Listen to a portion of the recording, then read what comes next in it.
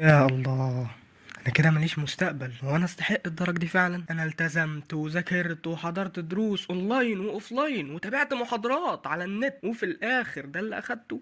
ده حمادة طالب ثانوية عامة، جاي من ثانوية عامة يائس بائس حزين، وضيف عليهم كمان مكتئب. بس الأول خلينا نقول السلام عليكم ورحمة الله وبركاته. أحب أقدم التحية والتقدير لكل طالب تعب، ومش فارقة ثانوية عامة أزهري تجاري صناعي، ولأي شخص بيتعب عموما، ومش مهم النتيجة أو المجموع. لا بقى استني كده، يعني ايه مش مهم المجموعة دي؟ طب وحلمي واهلي وعشمهم فيا وتعبي ازاي يهون عليا تعبي؟ يعني تعب نفسي وتعب بدني كمان.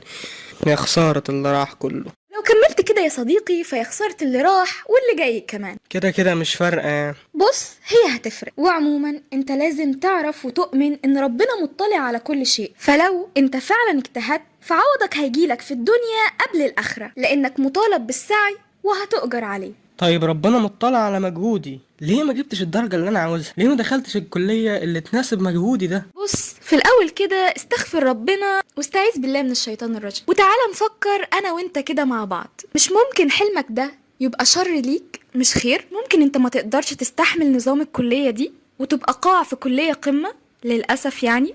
طيب ممكن ما تناسبش ظروفك وحالتك الاجتماعية، ممكن كمان ما تناسبش شخصيتك أصلا، وحاجات كتير ممكن نفضل نهريها نقول قصص للصبح، وإن النتيجة دي ترتيب لقصة تانية كلها فتح وجبر من اللي خلق، وعارفة اللي بيدور في دماغك، وعارفة إحساسك، وعارفة سكوتك، عارفة إنك نفسك تصرخ بعلو الصوت، وعارفة كمان للأسف ثباتك على الأرض غصب عنك عشان الناس ما تشمتش فيك ولا تصعب عليهم. وده ببساطة لأني كنت مكانك السنة اللي فاتت، ففاهمة وحاسة ومدركة كل اللي انت فيه دلوقتي. اللي هون عليا ساعتها كلمة المستر بتاع ثانوية عامة كان قايلها لي. قال ايه بقى؟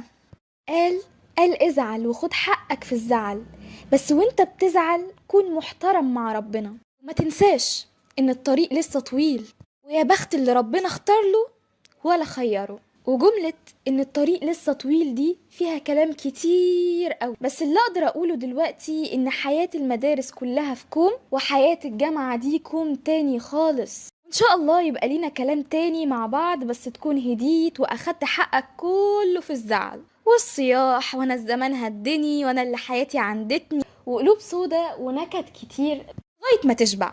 ونصيحة ليك كده، يوم كتابة الرغبات ادي لنفسك قلم وقولك فوق اصحى، مستقبلنا معتمد علينا، وده حوار تاني خالص. وربنا يوفقك يا بطل، وخد بالك انت عليك السعي دايما، والنتيجة دي مش بتاعتك، دي في ايد ربنا. في اتجاهات كتير قوي فيها خير وعوض وجبر، ممكن ربنا ينعم عليك بيها، وانت ليك 24 قيراط، ويا عالم ال 24 قيراط بتوعتك فين. وفي الاخر احب اقول ربنا يوفقك في اي حتة انت هتخشها، وايا كان المكان وايا كان الوقت انت هتبقى قدها ان شاء الله.